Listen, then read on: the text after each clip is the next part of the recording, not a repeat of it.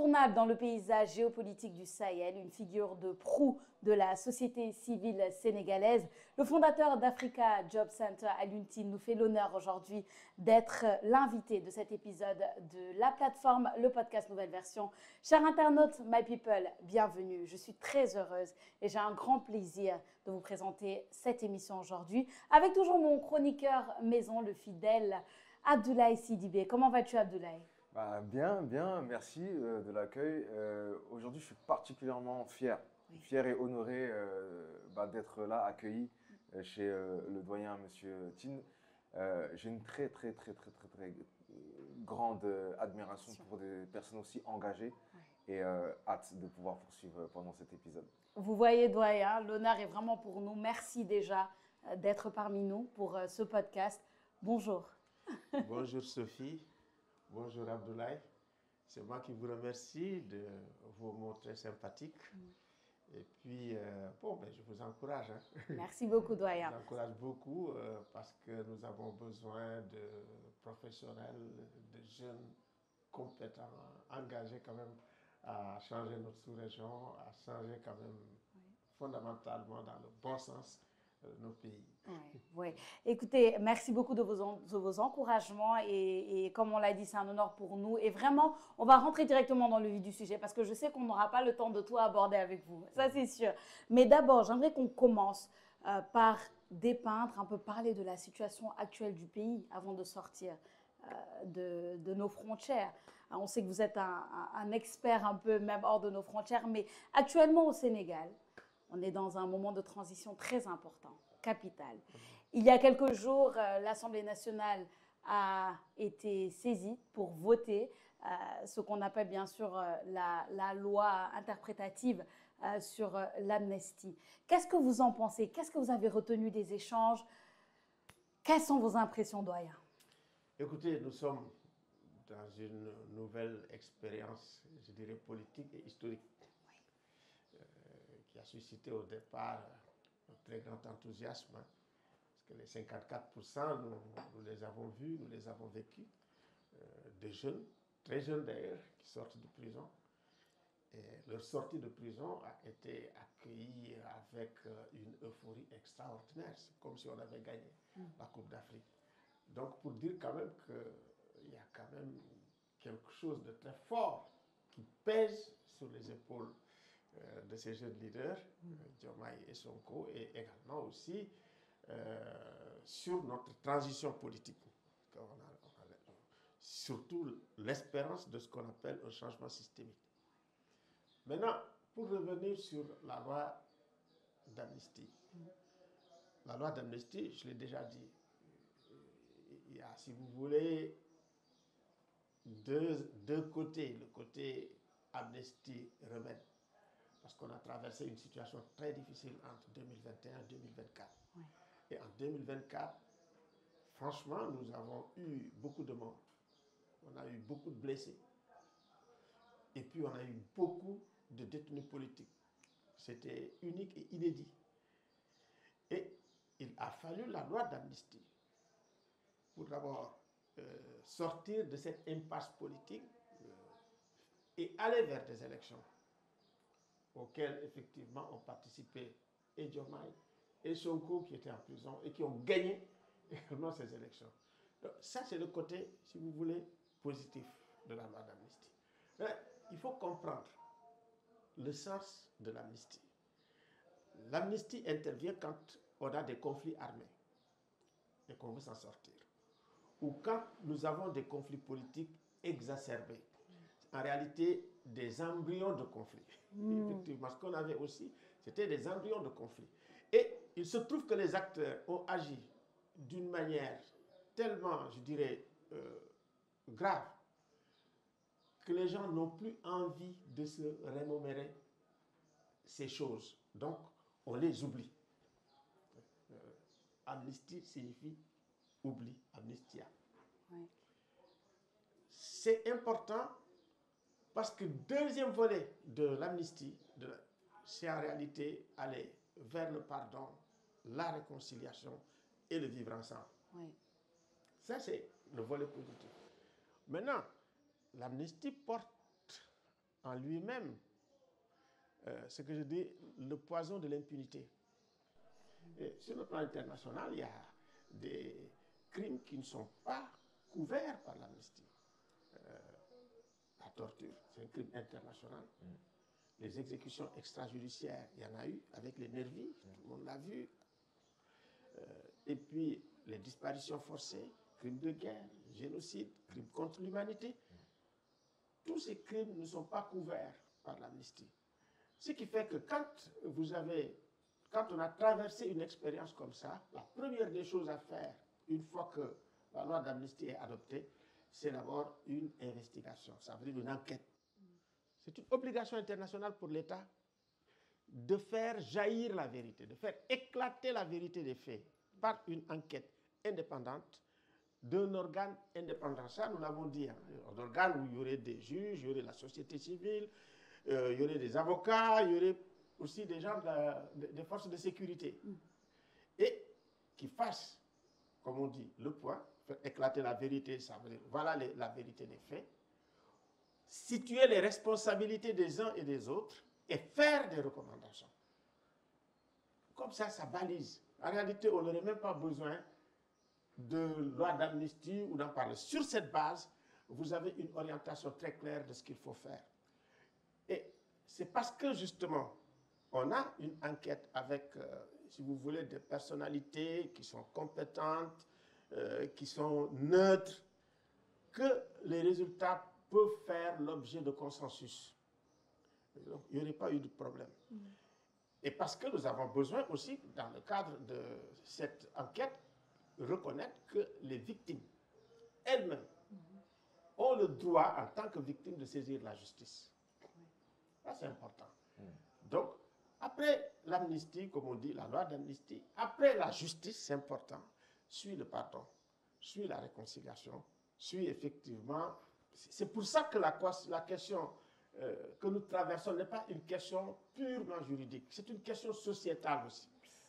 Et généralement, quand il n'y a que des juristes autour des autorités, ils oublient qu'en réalité, qu'il faut soigner aussi la société qui, pendant un moment, a été une société malade, voilà, au point vraiment de commettre des actes incroyables. Donc, c'est ce volet-là, j'ai l'impression qu'il a été omis.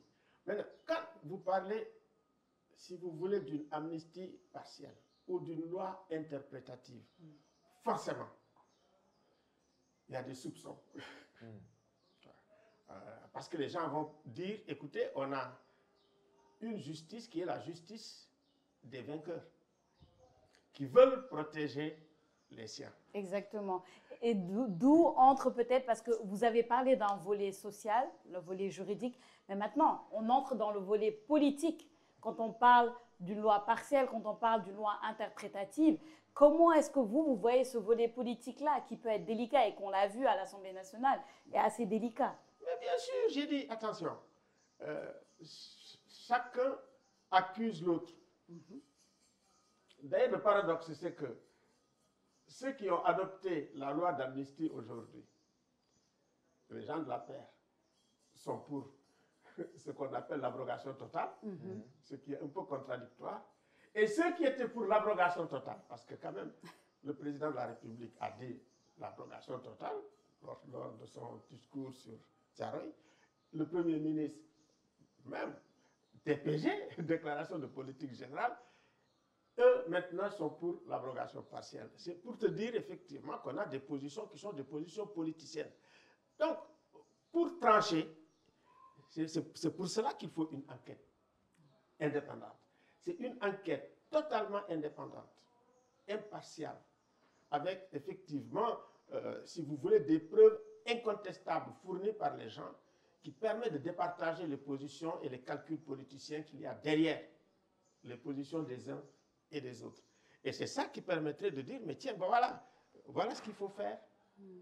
Et à partir de ce moment-là, bon, ce n'est pas le pouvoir qui dit, bon voilà, on va juger un tel, parce que quand vous parlez de délit politique, de crime politique, c'est tellement vaste, c'est tellement vague. Donc c'est pour ça que, franchement, nous avons dit qu'il faut d'abord une enquête avec un organe totalement neutre, totalement impartial, avec des personnalités au-dessus de tout soupçon, pour que la vérité éclate d'abord. On ne connaît pas la vérité. Chacun clame sa vérité. C'est ça. C'est des discussions totalement stériles qui n'aboutissent pas effectivement à une position consensuelle acceptée par tous. Parce qu'aujourd'hui, les Sénégalais, leur problème, c'est que nous, en tant que Sénégalais, je dirais en tant qu'Africains, nous avons l'ADN de la justice. Et je pense que c'est ça qui est... Tous nos comptes, c'est des comptes effectivement pour ce qui est juste, et tous ceux qui n'ont pas été justes, généralement, ils sont sanctionnés par le sort, par Dieu ou par autre chose. Et ça, c'est une culture. Nous n'avons pas besoin de dire, écoutez, la justice, on est allé chercher ça ailleurs. Non, c'est dans notre ADN. Et donc, je pense aussi que dans le contexte actuel, la position la meilleure est celle défendue par les organisations de la société civile qui ont dit, bon, voilà, comme nous ne sommes pas d'accord, on n'a qu'à se concerter, on n'a qu'à dialoguer. Et il me semble que c'est une position très sage, de dialoguer, d'avoir une position consensuelle par rapport à la loi d'amnistie. Parce que, pour la première fois, le gouvernement, quand même, est confronté à une défiance vraiment pratiquement unique. Et passer en force, ça va constituer pour moi, pour la première fois, le décrochage d'une bonne partie de l'opinion sénégalaise. Et il me semble que politiquement, ils ne l'ont pas calculé, mais pour la première fois, cette défiance va créer un effet. Bon, quelles vont être les conséquences, on ne sait pas, mais ce qui est sûr qu'il y a un décrochage. Il y a une défiance vraiment dont on pourrait bien se passer. Surtout que quand même c'est un pouvoir qui est encore là, qui a 5 ans. Donc je pense que se concerter, c'est ça la démocratie délibérative. Est-ce qu'ils vous ont consulté, vous, ou d'autres organes comme vous, sur ces sujets-là?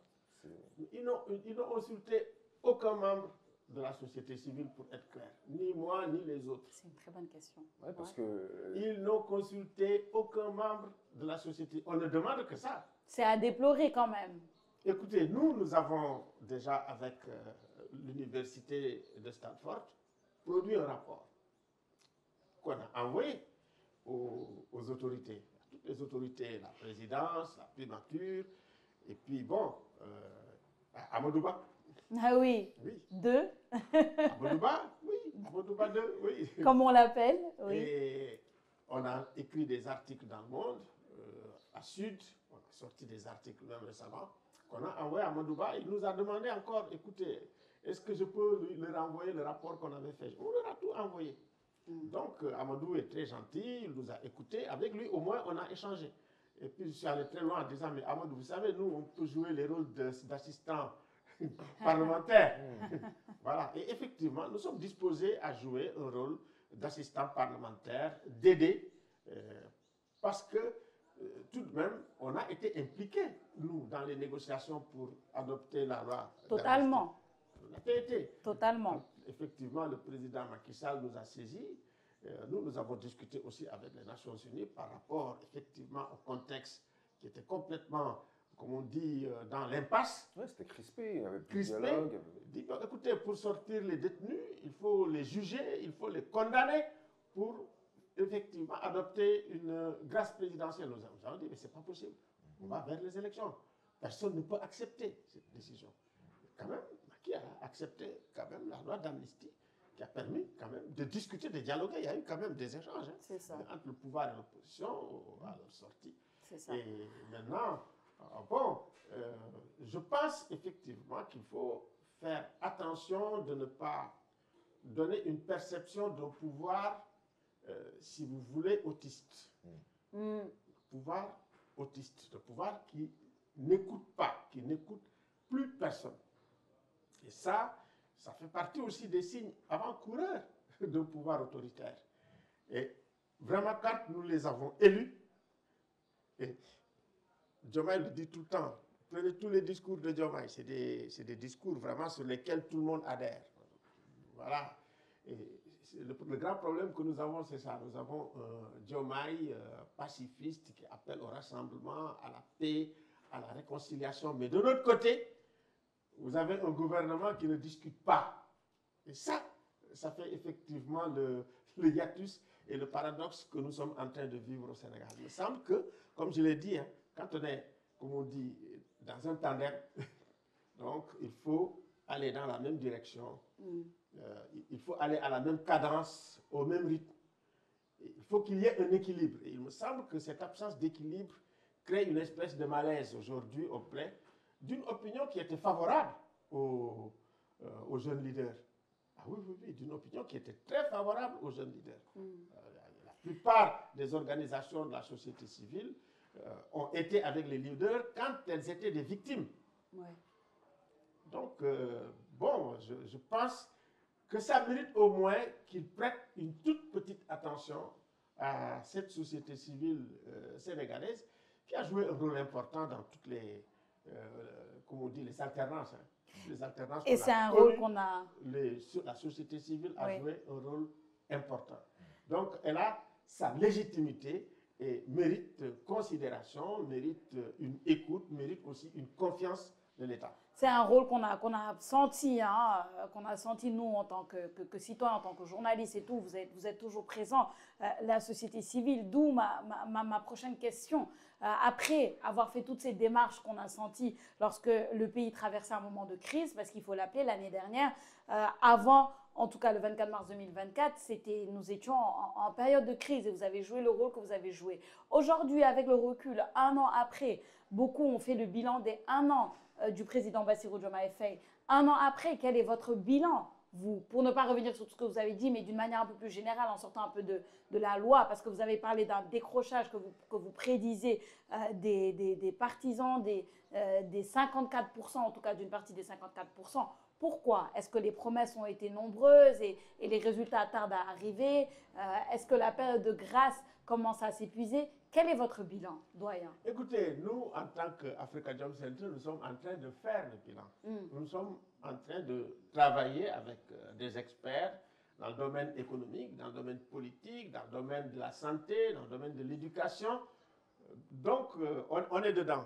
On a pris vraiment des experts qui, dans leur matière, pour le faire. Et puis, dans le domaine des droits humains, comme nous sommes spécialistes des droits humains, ce qui se passe effectivement pour faire comme on dit, un bilan, il faut partir effectivement de l'héritage. L'héritage n'a pas été facile, ni en matière, si vous voulez, démocratique, ni en matière économique, politique et autres. Mais quand même, il y avait une base. Et deuxième problème, c'est à la fois le manque d'expérience. Surtout d'expérience de l'État. Et ça se manifeste. En réalité, on ne peut pas avoir le même comportement quand on a les manettes de l'État que quand on est dans l'opposition. On n'a pas vu une discontinuité dans le comportement entre au moment où ils étaient dans l'opposition et au moment où ils sont au pouvoir. Donc d'ici 1 an, on se dit peut-être qu'ils vont commencer à comprendre et puis à avancer. Et je pense que le principal défaut que je vois, c'est ce que je vois aussi au niveau de ce qu'on peut appeler les régimes populistes. Vous savez, les régimes populistes établissent des frontières entre eux et nous. Vous le voyez aux États-Unis, et c'est beaucoup plus dur. Ils ont un discours beaucoup plus dur, ils ont beaucoup de provocations. On le voit également chez nous ici, hein, parce que maintenant, on n'a pas beaucoup étudié ce qu'on appelle le populisme africain. On le voit au Mali, on le voit au Burkina, on le voit ailleurs, mais on le voit chez nous. Et quand vous regardez à peu près, d'abord, vous avez des conflits avec la presse. C'est fréquent. Avec le régime populiste. Et ce conflit, ça existe aux États-Unis. Ça existe quand vous voyez Mélenchon et la presse. Oui. Voilà. Oui. Ça se voit également avec les Marine Le Pen et la presse. C'est comme ça. Parce que la presse, c'est comme un contre-pouvoir. Hein, exactement. Vous avez également des conflits qui commencent à naître avec la société civile. Et vous voyez également un rapport très polarisé avec les oppositions. Tout ça, c'est des traits caractéristiques des populismes qui sont aujourd'hui. Aujourd'hui, c'est la norme. Hein. Vous allez en Amérique latine, vous avez en Europe, vous allez un peu partout. Ça fait partie des changements que nous voyons aujourd'hui dans le monde actuel. Maintenant, il nous faut étudier tout ça. Le populisme arrive aussi avec les réseaux sociaux. Hein. Tout à fait. L'espace public. Tout ça, ça fait partie des traits caractéristiques. Et tous ces traits-là, nous devons les étudier. C'est ce que j'ai dit un peu quand je travaille avec les universitaires, les gens de Sciences Po. J'ai dit, ben, écoutez, si vous ne regardez pas ce qui se passe, si vous voulez, là où se fabrique l'opinion à l'heure actuelle, ça veut dire les réseaux sociaux. Vous ne pouvez pas comprendre comment ceux qui maîtrisent le plus, qui maîtrisaient le plus les réseaux sociaux sont arrivés au pouvoir. Et ceux qui les maîtrisaient, c'est quand même pas Steph. Hein. Ah oui, vous regardez les réseaux sociaux, c'est eux qui les maîtrisaient le mieux. Même aujourd'hui encore, ils les maîtrisent le mieux. Mais vous savez, comme on dit, l'opinion est très versatile. Voilà, ça peut se retourner. Tout ça, ce sont des phénomènes tout à fait nouveaux. Parce que les technologies de l'information, les fake news, les nouveaux récits que les gens font, quand on regarde, alors que nous, le système des algorithmes, tel qu'on les met dedans, nous ne les contrôlons pas. Et sur cette base, on peut manipuler les gens, on peut manipuler les consciences, et c'est ça qui est en train d'arriver de plus en plus dans le monde. Il y a beaucoup plus de fake et de deepfake qu'autre chose. Mais quand on est dans cet environnement où ces plateformes jouent un rôle géopolitique extraordinaire, avec des effets pervers dans la sous-région, il faut savoir lire comment la guerre de communication entre les pays occidentaux et la Russie sont arrivés également à ce qui est arrivé au niveau du Sahel. Hein. C'est ça, où les Français sont en parler d'ailleurs tout de et suite. où les Russes sont très forts. Oui. Et en réalité, avec Cambridge Analytica, c'est eux qui ont commencé ces études psychologiques de micro-ciblage avec Facebook à l'époque. Hein. Donc, tout ça, ce sont des bouleversements extraordinaires qui arrivent dans notre environnement, chez nous, qui méritent d'être étudiés pour qu'on sache où on va. Alors, justement, vous avez parlé du Sahel et on va parler du Sahel maintenant pour terminer, doyen, parce que c'est une question que vous connaissez bien, le Sahel. Je ne vais pas tarder d'ailleurs à donner la parole à Abdoulaye pour qu'il parle plus spécifiquement du Mali, mais juste avant, aujourd'hui, on est dans un contexte, vous parlez de populisme, et on le voit partout, on le voit autour de nous, on le voit aussi d'une certaine manière chez nous, mais on est dans un contexte où on a l'AES actuellement moi j'appelle ça face à la CEDEAO. Les partisans de l'AES face aux partisans de la CEDEAO. On a une division claire qui est en train de naître au sein même de notre sous-région. Quand on voit le Mali, le Burkina, le Niger, on voit les dynamiques qui se créent actuellement. Où est-ce que vous vous positionnez par rapport à ça? Qu'est-ce qu'il faut faire? Comment est-ce qu'il faut le comprendre? Est-ce que vous êtes quelqu'un qui donne son soutien à l'AES total? Est-ce que vous avez des réserves? Bon, on sait que les 50 ans de la CEDEAO sont pour maintenant, et on sait dans quelques mois, et on sait que vous faites partie intégrante de cette organisation-là et bien sûr de ce programme-là. Qu'est-ce que vous pouvez nous dire sur tout ça? Écoutez, il faut dire effectivement que la CEDEAO est malade. Il faut bien le reconnaître. Il faut partir de là. La CEDEAO est malade de ses propres leaders. Ah oui. Qui n'arrivent pas, si vous voulez, à respecter le protocole additionnel, qu'on applique de façon aveugle et mécanique aux militaires, et qu'on n'applique pas de façon aveugle et mécanique aux civils. Or, les civils aussi font des coups d'État. Et ceux qui font des coups d'État et qui n'ont jamais même fait d'alternance politique, c'est eux qui jugent. Est-ce qu'ils ont autorité pour juger? Est-ce qu'ils ont la légitimité pour juger? c'est un problème. Mais à partir de... Il n'y a pas que ça le problème. Le problème aussi, il est extérieur. C'est en réalité ce que j'appelle le jeu d'influence des grandes puissances. Oui, parce qu'aujourd'hui, vous avez deux faiblesses du camp occidental à l'heure actuelle. Ça veut dire la démocratie représentative qui est née au 19e siècle en Occident, aujourd'hui a des problèmes. Il y a ses limites. Il y a ses limites, exactement. Non, non, ça veut dire qu'aujourd'hui même, il y a un épuisement un peu partout, une crise un peu partout de cette démocratie. Du fait même qu'en réalité, sur le plan technologique, il y a eu des changements extraordinaires. Et tout cela, en réalité, nous sommes dans une espèce de transition, il faut inventer autre chose.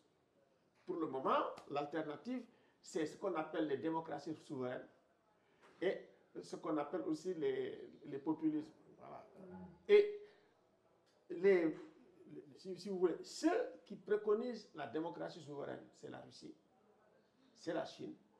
Aujourd'hui, ils disent, ben, écoutez, nous, nos modèles marchent. Et aussi, et en plus, on voit des résultats concrets. C'est pas un hasard. Ils sont des résultats concrets, surtout quand vous prenez la Chine aujourd'hui, qui est quand même la puissance qui monte à une vitesse grand V. Aujourd'hui, d'ailleurs, le premier partenaire du Sénégal, ce n'est plus la France, c'est la Chine. Et même des pays africains, il faut le dire. Et ils sont cash. Et puis, ils vendent aussi leur modèle. Moi, j'ai été invité en Chine il n'y a pas longtemps, il n'y a pas 2 mois.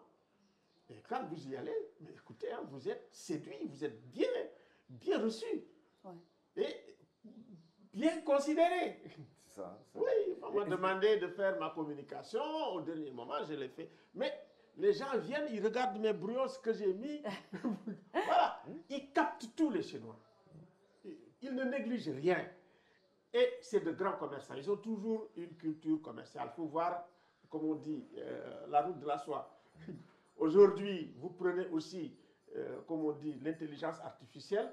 Mais écoutez, ils sont en avance. Ouais, vous allez à l'aéroport, vous le sentez, à Beijing. Donc, et on a aussi la Russie. La Russie, sur la question de la manipulation des réseaux sociaux, mais ils sont en avance. Cambridge Analytica, ils sont très forts. Ouais. Et c'est comme ça, effectivement, qu'ils ont gagné la guerre de communication, surtout au Sahel. Mais aussi, il y a des faiblesses de l'Occident. L'Occident ne donne pas d'armes létales aux pays sahéliens. Il y a des faiblesses aussi de la France. La France n'a pas eu cette puissance de régler le conflit au Mali. Ayant échoué, c'est ça, moi j'étais là-bas, la France a échoué et elle a été arrogante.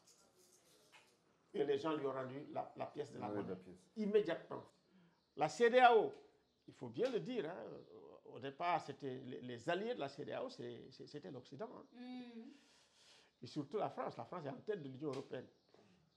Et bon, la France, en panne, ayant échoué au Sahel, il est évident que ça affaiblit ses partenaires traditionnels. Dont certains, quand même, qui sont aussi dans, si vous voulez, l'idéologie souverainiste, comme le Sénégal, qui commence aussi à être extrêmement prudent. Quand vous regardez notre diplomatie par rapport à la France, c'est un peu le nini. Oui. Voilà, ils ne sont pas très loin des Assimi Goïta. Oui. Or, il me semble qu'il faut qu'on travaille à élaborer une géopolitique de l'Afrique de l'Ouest d'abord. Parce qu'en réalité, ce qui nous est arrivé avec le Mali, c'est que l'Afrique de l'Ouest n'a pas eu une autonomie géostratégique et n'a pas été capable de combattre le terrorisme. Il faut le dire, on a radicalement échoué. C'est pour ça qu'on a fait appel aux Russes. Non, d'abord aux Français. Aux Français et ensuite aux Russes. Et pourquoi on a échoué? C'est parce qu'il n'y a pas à la fois une géopolitique régionale et une géostratégie régionale. Aujourd'hui, toutes les, comment on dit, les recettes, si vous voulez, les réponses par rapport au djihadisme, c'est des réponses nationales par rapport à une crise régionale. Oui. Donc, la réponse régionale tarde à se faire. Les troupes en attente, on en parle. Nous sommes dans une intégration africaine qui est insuffisante. C'est une intégration africaine inaboutie, inachevée. Et je pense que la première des priorités pour cette intégration, c'est la sécurité régionale. Si on ne règle pas la question de la sécurité régionale, ça ne marche pas. 2, le développement régional intégré. Si on ne le règle pas, ça ne marche pas. Et chaque fois que nous avons fait des efforts dans le domaine du développement régional, ça marche. Quand on fait les autoroutes, quand on fait les barrages, pour l'électricité, et qu'on se partage les ressources pour le profit des populations dans la région. Mais chaque fois qu'on est, comme on dit, égoïste, replié sur les frontières, ça ne marche pas. Nous sommes interdépendants. Nous sommes condamnés à rester à la CEDEAO. Mais il faut guérir la CEDEAO, il faut soigner la CEDEAO. C'est pour ça que nous sommes en train de préparer le 50e anniversaire avec d'autres organisations de la société civile, notamment les gens de Africtivistes, de Wademos, de Tournons la page, et puis Trust Africa. Et puis, on va faire le 50e anniversaire, mais maintenant, notre préoccupation, c'est de créer les conditions de l'émergence de la CEDEAO des peuples. Ça, c'était le maillon faible de la CEDEAO. Et avec la CEDEAO des peuples, avec, si vous voulez, un groupe de pression et une bonne opinion ouest-africaine, peut-être qu'on va arriver à créer l'intégration qui est un désir et qui est une volonté des populations qui pousse les États à le faire. C'est très difficile, mais il me semble que c'est un peu la voie vers laquelle nous voulons nous acheminer. Et c'est la voie qu'il faut, tout simplement, à mon avis. C'est clair. Abdoulaye? Oui, alors moi, de mon côté, je bois vos paroles parce que effectivement, ça ressemble un peu à ce qu'ont tenté de faire nos chers amis maliens, burkinabés et nigériens. Ils ont vu qu'il y avait des limites au niveau de la CEDEAO. Il y avait vraiment des limites, des conflits d'intérêts, parce que les vrais intérêts, ce n'était pas vraiment ce pourquoi voilà, on se battait. Et ils ont créé l'AES. Mais aujourd'hui, il y a aussi des limites sur l'AES. Quelle préconisation ou quelle suggestion on pourrait préconiser pour les aider à stabiliser la situation? Pour terminer. L'AES, il ne faut pas tout jeter de l'AES. L'AES, si vous voulez, a réussi quelque chose de fondamental de mon point de vue où l'on devrait apprendre. C'est qu'ils sont en train de mettre en place une géostratégie commune, une réponse commune. En réalité, cette réponse de l'AES aurait dû être une réponse régionale. Clairement. Donc, dans le cadre de la lutte contre le terrorisme, le problème que nous avons, et ça c'est à la fois et l'AES et la CEDEAO, qu'est-ce qu'il faut faire pour que nos structures régionales, toutes les structures régionales sont affaiblies, y compris les Nations Unies aujourd'hui. Et c'est un peu comme ça la logique qui est en train de se faire, une vraie crise du multinationalisme que nous avons aujourd'hui. Qu'est-ce qu'il faut faire pour que le panafricanisme ne soit pas pollué par la guerre d'influence des grandes puissances? Parce qu'aujourd'hui, tu ne peux pas régler le problème de l'AES sans passer par la Russie, sans passer par la France. Et c'est dommage pour le panafricanisme. C'est un grand coup pour nous tous.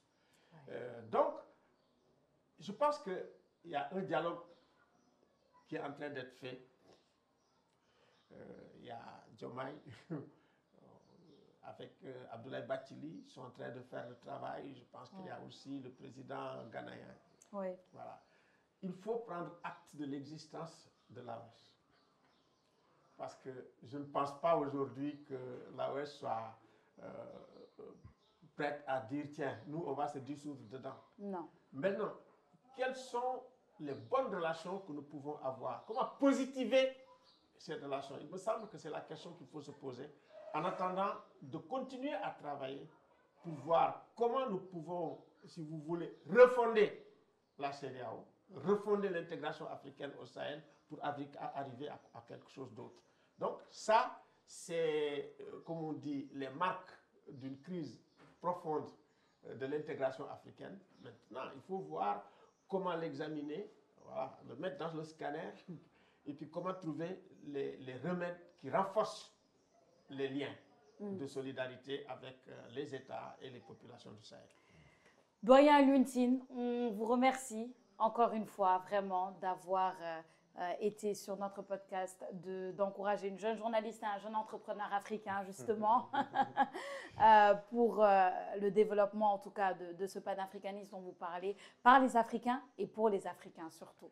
Merci beaucoup à Abdoulaye, merci à Sophie et bon vent. Merci beaucoup. Merci beaucoup, Doyen Alioune Tine. Merci à vous, chers internautes, de nous suivre sur les pages Facebook, YouTube, Instagram de la plateforme. On est aussi sur TikTok et sur Twitter, ou l'ancien Twitter, X, on va dire. On vous donne rendez-vous prochainement, my people, dans un nouveau numéro de la plateforme, le podcast nouvelle version. À très bientôt.